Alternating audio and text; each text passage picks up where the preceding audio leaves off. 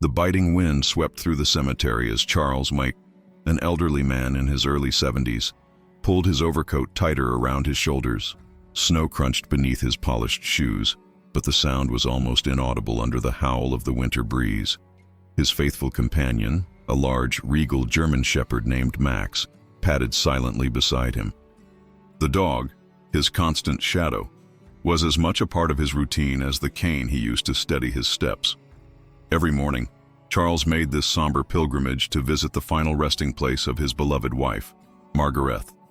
Her grave, always pristine, bore a simple headstone with her name and the epitaph he had chosen: "Forever loved, never forgotten."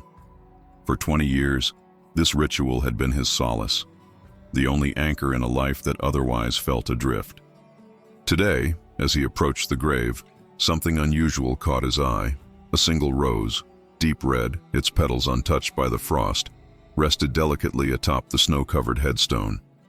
He paused, his breath visible in the icy air, and stared at the flower with a mix of confusion and intrigue. "Who could have left this?" he murmured aloud, his voice barely audible over the wind. Max let out a soft growl, his sharp ears twitching as he sniffed the air. The dog's reaction unsettled Charles. Max was protective by nature, but this was different. It was as though the animal sensed something, someone. Charles bent down, brushing the snow from the base of the headstone, and carefully picked up the rose. As he turned it over in his hands, he noticed a small piece of paper tucked beneath the stem. His heart quickened as he unfolded it, revealing a single line of writing: "For the one who is never forgotten." The words sent a chill down his spine, colder than the winter air around him. Who had written this? And why? For 2 decades, he had come here alone. Never had there been any sign of another visitor. Margarethe had no surviving family, no close friends who would have continued to pay respects. He was certain of it. Max barked sharply, breaking his train of thought. The dog's gaze was fixed on a distant point among the gravestones. Charles squinted, trying to see through the veil of falling snow, but the landscape appeared empty. Still, the unease lingered. That night, as Charles sat in his study, the rose lay on the desk before him. A fire crackled in the hearth, casting flickering shadows across the room. Max rested at his feet, but his ears remained alert, twitching at every creak and groan of the old house. The note's cryptic message replayed in Charles's mind. He leaned back in his leather armchair, closing his eyes and letting the memories wash over him. Margarethe had been the love of his life, a woman whose laughter could fill a room and whose absence had left a void so vast it seemed impossible to fill. They had been married for 40 years before illness claimed her, and not a day had passed since without him longing for her presence. The rose and note introduced a new element into his carefully constructed world of mourning. Was this a coincidence? A kind gesture from a stranger? Or something more personal, something tied to Margarethe's past? Unable to find peace, Charles decided he would return to the cemetery earlier the next morning. He wanted answers, and he was determined to find them. The following day, dawn had barely broken when Charles and Max arrived at the cemetery. The snow had stopped falling, leaving a crisp, undisturbed blanket across the grounds. They waited near Margarethe's grave, hidden behind a large monument. Max, ever vigilant, sat at attention, his keen eyes scanning the rows of headstones. Time passed slowly, each minute stretching into what felt like an eternity. Then, just as Charles was beginning to doubt his decision, Max let out a low growl. Charles followed the dog's gaze and saw a figure in the distance, a person wrapped in a heavy coat and scarf, their face obscured, approaching Margarethe's grave. The figure moved with purpose, stopping briefly to place another rose on the headstone before retreating into the fog. "Max, stay!" Charles commanded as he emerged from his hiding spot, calling out to the stranger. "Wait." The figure froze for a moment, then turned and hurried away. Charles, despite his years, tried to follow, but the snow made his steps sluggish. Max barked fiercely, pulling against his leash, eager to give chase. By the time Charles reached the spot where the figure had stood, they were gone, leaving only the fresh rose and a set of footprints disappearing into the trees. Charles picked up the new rose, his hand trembling slightly. He would not let this mystery go unanswered. The frosty air was heavier the next morning as Charles prepared to return to the cemetery. Max, sensing his master's unease, trotted closely behind him, his ears perked and alert. The silence in the house seemed louder that day, as if even the walls held their breath for what was to come. Charles had not slept well, his thoughts consumed by the fleeting figure and the message left behind. He could not shake the feeling that this was more than a random act of kindness or coincidence. Something deeper, something tied to Margaret, was unfolding. Arriving before sunrise, Charles and Max took their position behind the same large monument as the previous day. The graveyard was eerily quiet, the snow underfoot undisturbed except for their own footprints. The distant horizon glowed faintly as dawn approached, but the cold seemed sharper, biting into Charles's gloved hands. He patted Max's head, drawing strength from the dog's unwavering presence. "Stay sharp, boy," he murmured. Max responded with a low, approving whine, his sharp eyes scanning the cemetery. Time passed slowly, the cold seeping into Charles's bones as he waited. Every rustle of the trees or whisper of wind seemed amplified in the stillness. Just when his patience began to waver, Max stiffened, his ears erect. A low growl rumbled in his chest. Charles followed the dog's gaze and saw a shadow moving among the gravestones. It was the same figure as before, bundled tightly in a coat and scarf, their steps deliberate but cautious. Charles's breath caught in his throat as he watched them approach Margaret's grave. The figure carried another rose, just as before, and placed it gently on the headstone. They lingered for a moment longer this time, their head bowed as though in silent prayer. Max, sensing the moment, barked loudly, startling the figure. They turned sharply, their face still obscured, and bolted in the opposite direction. "Wait!" Charles called out, his voice cutting through the icy air. He began to move, but his legs, unsteady from the cold and his age, struggled to keep up. Max, however, surged forward, his leash taut as he led the pursuit. Charles, gripping the leash tightly, stumbled but managed to keep moving. The chase led them deeper into the cemetery, where the trees grew denser, their branches forming a canopy that blocked out the early morning light. The figure slipped behind a cluster of gravestones, their movements quick and practiced. Charles lost sight of them for a moment, his frustration mounting. "Max, find them," he urged, releasing the leash slightly. The dog darted forward, his nose to the ground, tracking the scent with precision. Finally, they reached the edge of the cemetery, where the figure had stopped, seemingly trapped by the high wrought iron fence. Charles approached cautiously, his breathing labored. "Please, I just want to talk," he said, his voice softer now, almost pleading. The figure hesitated, their gloved hands gripping the fence as though considering escape. Slowly, they turned to face Charles, but the scarf remained pulled high over their nose, and the hat cast a shadow over their eyes. "Who are you?" Charles asked, his tone a mixture of desperation and curiosity. "Why are you doing this?" For a moment, the figure said nothing. Then, in a voice muffled by the scarf, they replied, "I owe her a debt." Charles frowned, stepping closer. "A debt? To Margaret? What do you mean?" The figure shook their head, their body language guarded. "It's not my place to explain," they said. Before Charles could press further, the figure turned and climbed the fence with surprising agility, disappearing into the wooded area beyond. Max barked furiously, pacing at the base of the fence, but Charles knew the pursuit was over for now. He leaned heavily on his cane, staring into the trees, his mind racing with questions. Who could this person be, and what kind of debt could they owe Margaret? Defeated, Charles and Max made their way back to the grave. The rose lay there, vibrant against the white snow, a stark reminder of the mystery that had begun to consume him. He picked it up, his gloved fingers brushing the petals, and noticed something tucked beneath the stem, a second note. His hands trembled as he unfolded the small piece of paper. This message was slightly longer than the first. "For the one who loved her the most.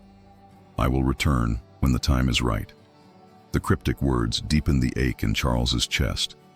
He sat on the stone bench near Margareth's grave, the cold seeping through his coat, and stared at the note. Max sat beside him, his head resting on Charles's knee, offering silent comfort. "I will find out the truth," Charles murmured, his resolve hardening. This was no longer about a fleeting curiosity or a passing mystery. This was about Margareth, about the life they shared, and the secrets she might have taken to her grave. He owed it to her memory to uncover the truth, no matter where it led. That night, back at home, Charles lit a fire in the study and spread the 2 notes and the roses out on his desk. Max lay at his feet, his ears twitching as the wind howled outside. The house felt colder, emptier, as though the mystery had brought with it a new kind of solitude. Charles leaned back in his chair, his eyes fixed on the flickering flames. He knew he needed answers, and he had no intention of letting this go. Whoever that figure was, they had stirred something in him, a longing not just for Margareth, but for the truth, and he would not rest until he found it. The fire in the study had long since burned low, casting flickering shadows across the walls. Charles sat at his desk, the notes and roses arranged before him like pieces of an unsolvable puzzle.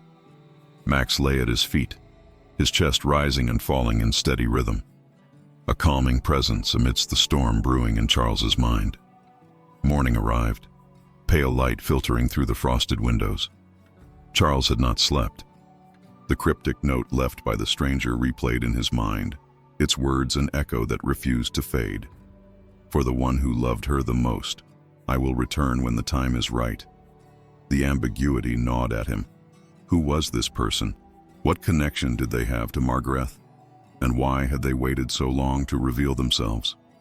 He resolved to take a more proactive approach. If this person claimed to owe Margareth a debt, then someone in town might know about her past. Though small and quiet, the community had always been a place where whispers traveled faster than the wind. If there were secrets buried in Margareth's life, Charles was determined to unearth them. After breakfast, Charles bundled himself in his coat and scarf, Max trotting eagerly at his side. Together, they made their way to the small cafe on the edge of town, a place Margareth had frequented during their early years together. It was here, over countless cups of coffee, that she had built connections and friendships that Charles had always dismissed as trivial. Now, those same connections might hold the key to the mystery. The cafe was warm and inviting, the scent of freshly brewed coffee mingling with the sweet aroma of pastries. A few familiar faces glanced up as Charles entered, nodding politely, but keeping their distance. Charles had always been a private man, his wealth and reserved demeanor creating an invisible barrier between him and the rest of the town. He approached the counter, where the cafe's owner, an elderly woman named Clara, was busy arranging a tray of muffins. Her eyes lit up in surprise as she saw him. "Well, Mr. Charles, this is unexpected. What brings you here today?" she asked, her tone warm but curious. "I need to ask you about Margareth," Charles said, his voice steady despite the weight of the question. Clara paused, her hands stilling over the tray. "Margareth? It's been years since anyone asked me about her. What's on your mind?" Charles hesitated, unsure how much to reveal.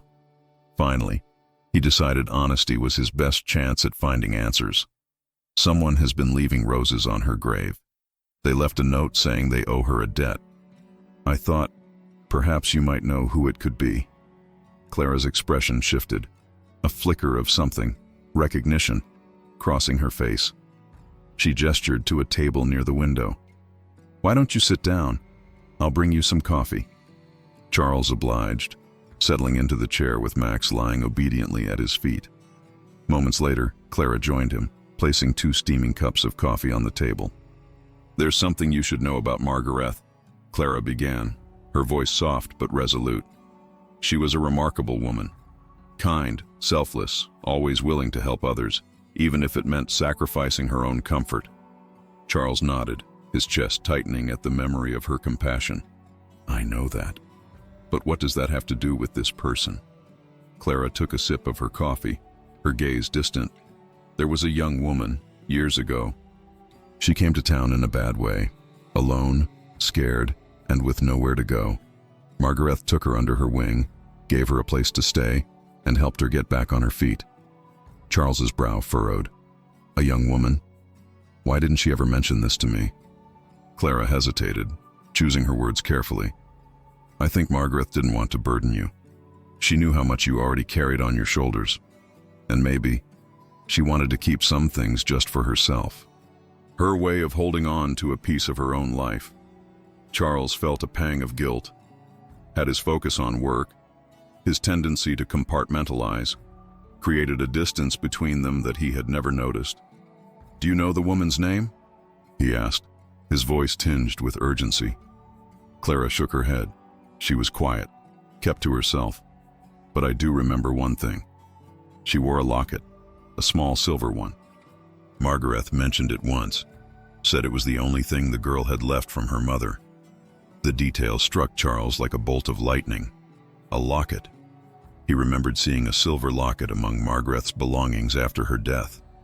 It had seemed insignificant at the time, tucked away in a small jewelry box, but now it took on a new weight. Thank you, Clara, he said, rising from his seat. You've been a great help. Clara placed a hand on his arm, stopping him. Charles Beau, whatever you find, remember this. Margaret loved you deeply. If there are secrets, they don't change that. He nodded, swallowing the lump in his throat. I'll keep that in mind. As he left the cafe, Max by his side, Charles felt a renewed determination. The pieces were beginning to come together, but the puzzle was far from complete. He needed to return home and search for the locket. It might hold the next clue in this unraveling mystery. Back at the house, Charles went straight to the room where Margaret's belongings were stored. Max followed closely, his presence a constant source of comfort. Charles opened the jewelry box on her vanity and, sure enough, there it was, the small silver locket, tarnished with age but still intact. He opened it carefully, revealing a tiny photograph inside. The image was faded, but it clearly showed a young woman with striking features. She looked to be in her late teens, perhaps early 20s, with dark, piercing eyes and a hesitant smile. Opposite the photograph was a small inscription, "To Alice, with love." Alice. The name resonated in his mind, a thread connecting the past to the present. Could this be the woman leaving the roses? And if so, why had she returned now, after all these years?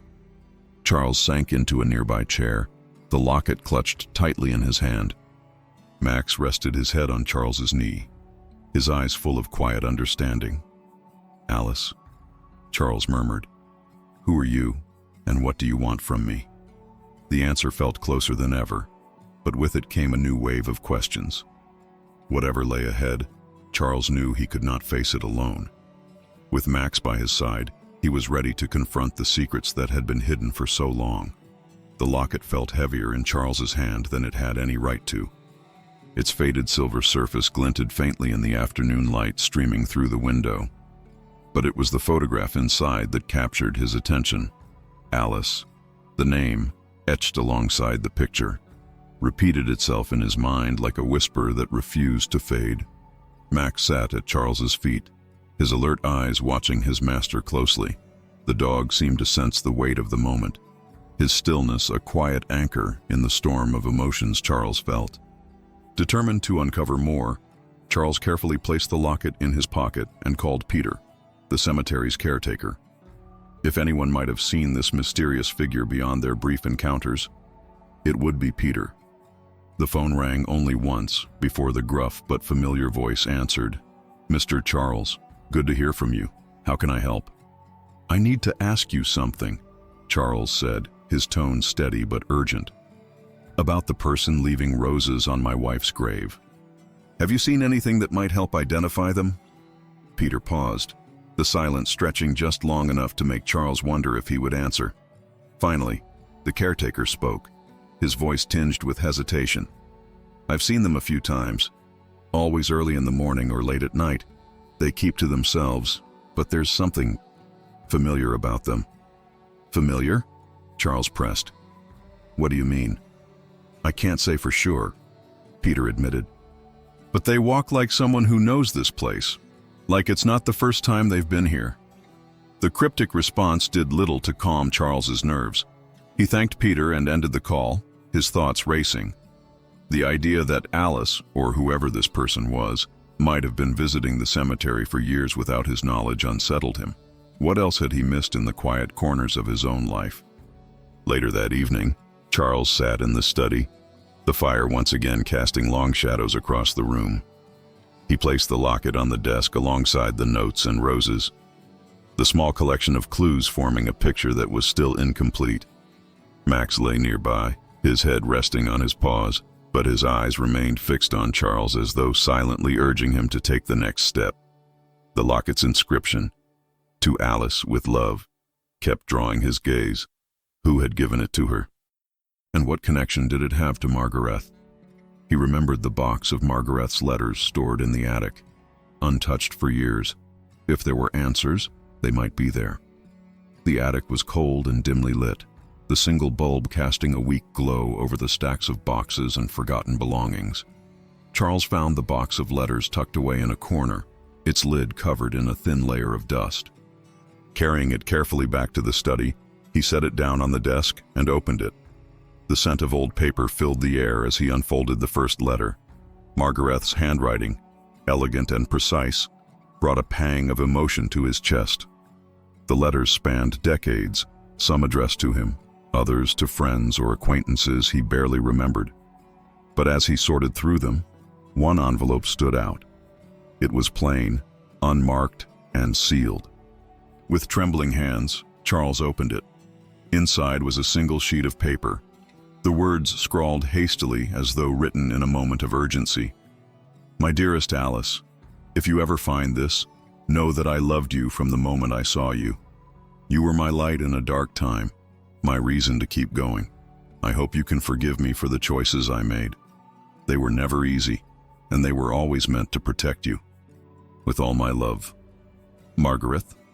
The words hit Charles like a blow, stealing the breath from his lungs. Margaret had written this to Alice, a daughter, a niece. The possibilities swirled in his mind, each one more impossible than the last.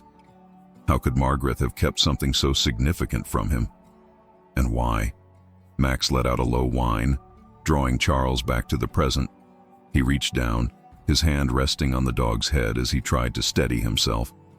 "We have to find her, Max," he said quietly. "We have to find Alice." The following morning, Charles returned to the cemetery, the locket and letter tucked safely in his coat pocket. He knew the odds of encountering Alice again were slim, but he couldn't sit idly by. The mystery had consumed him, and he needed answers. As he walked among the graves, Max suddenly froze, his ears perking up. The dog sniffed the air, then let out a short bark. Charles followed his gaze and saw a figure in the distance, standing near Margaret's grave. It was her. Charles's heart pounded as he approached, his steps quickening despite the snow beneath his feet. The figure turned at the sound of his approach, their face once again obscured by a scarf and hat. This time, Charles didn't stop. "Alice," he called, his voice steady despite the storm of emotions within him. "Please, wait." The figure hesitated, their body language shifting as though weighing whether to run or stay. Finally, they pulled down the scarf, revealing a woman in her early 40s. Her eyes, dark and piercing, met his with a mixture of defiance and vulnerability. "How do you know my name?" she asked, her voice low but steady. Charles reached into his pocket, pulling out the locket.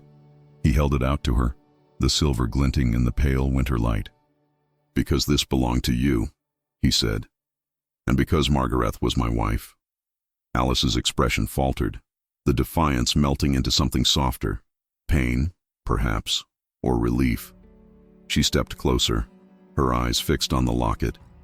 "You're Charles," she said, more a statement than a question. "I am," he confirmed, "and I believe we have much to discuss." The air between them was tense, heavy with unspoken words and the weight of years lost.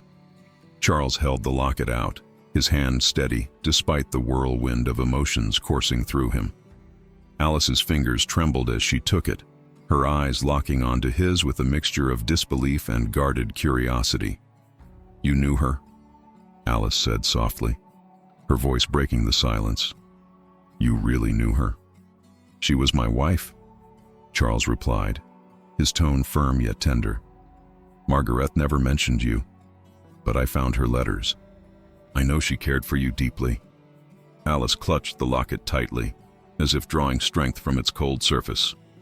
Her gaze fell to the ground, the snow crunching underfoot as she shifted uncomfortably. She saved me, Alice admitted, her voice barely above a whisper. I was a scared, desperate girl, and she gave me hope when no one else would. Charles stepped closer, his cane sinking slightly into the snow. Why didn't she tell me? Why keep you a secret? Alice looked up, her expression hardening with a mix of anger and sorrow. Because she thought you wouldn't understand. She was afraid of what it might do to your marriage, your life. She told me you were a good man, but she didn't want to burden you with my existence. The words cut through Charles like a blade. He had always believed he and Margaret had shared everything, yet here was proof of a life she had kept hidden. He swallowed hard, trying to push past the ache in his chest. You weren't a burden, he said firmly. You're not a burden now. Tears welled in Alice's eyes, and for a moment, she looked like the lost girl Margaret had once taken in. I didn't mean to disrupt your life, she said, her voice breaking. I wanted to feel close to her again. And when I saw you at the cemetery, I couldn't bring myself to leave. Charles sighed, the weight of her words settling over him like the snow falling softly around them. You didn't disrupt my life. You gave me something I didn't realize I needed, a connection to Margaret that still lives on. Max, who had been quietly observing the exchange, stepped closer to Alice, his large frame pressing against her leg. She reached down instinctively, her hand brushing his fur as a faint smile tugged at the corners of her lips. He's loyal, she said, her voice tinged with warmth, just like she said you were. Charles tilted his head, surprised. She spoke about me. Alice nodded, her fingers still buried in Max's fur. All the time. She said you were the love of her life, that you gave her a kind of happiness she never thought she'd have. She never stopped loving you, even after everything. The confession brought a lump to Charles's throat. He looked away briefly, blinking back tears before turning his attention back to Alice. Come with me, he said. Let's not stand out here in the cold. There's so much more I need to know. Alice hesitated, her defenses still partially intact. Are you sure? It's a lot. Charles offered a faint, reassuring smile. It is. But I've spent too long living in the shadows of my memories. It's time for some light. They walked back to Charles's house together, Max leading the way as if sensing the importance of their journey. The warmth of the house enveloped them as they stepped inside, the fire in the study still glowing faintly. Charles gestured for Alice to sit, and she did so reluctantly, her hands nervously gripping the locket. I want to know everything, Charles said, settling into the chair across from her. Start from the beginning. Alice took a deep breath, her gaze fixed on the flames dancing in the hearth. I don't remember much about my parents. My mother died when I was young, and my father, he wasn't the kind of man who stayed. I ended up in foster care, bouncing from house to house until I was old enough to run away. That's when I met Margaret. Her voice softened as she spoke of Margaret, her memories unfolding like fragile petals. She found me in a diner, hungry and scared. She didn't ask questions, didn't judge me. She just helped. She gave me a place to stay, food, clothes, but more than that, she gave me a sense of worth. For the first time in my life, I felt seen. Charles listened intently, his heart aching with both pride and regret. And then, he prompted gently. Alice's expression darkened slightly. She wanted me to stay, but I was stubborn. I didn't want to be dependent on anyone. She respected that, but we kept in touch. She'd send letters, little notes of encouragement. Even after she got sick, she never stopped caring. Charles closed his eyes briefly, the image of Margaret's kind face filling his mind. She must have been so proud of you. Alice looked down, a tear slipping down her cheek. I hope so. I didn't make it easy for her, but she never gave up on me. The room fell silent for a moment. the crackling fire the only sound. Finally, Charles spoke, his voice steady but emotional. Margaret was an extraordinary woman, and now I see that her kindness extended far beyond what I ever knew. I'm sorry I didn't know about you sooner, Alice, but I'm glad I do now. Alice met his gaze, her expression softening. Me too, she said quietly. I wasn't sure if you'd accept me, but thank you. Charles reached across the small table, his hand covering hers. You're part of her story, and now you're part of mine. Max let out a soft bark, as if approving of the moment. Charles and Alice both laughed, the sound breaking through the heaviness of the past. It was a small, tentative beginning, but it was enough. As the night wore on, they shared stories of Margaret, piecing together the fragments of her life into a fuller picture. For the first time in years, Charles felt a sense of peace, knowing that Margaret's legacy lived on, not just in his memories, but in the life of the woman sitting across from him. If you enjoyed this story, don't forget to like, subscribe, and share to help this channel grow. Your support means everything.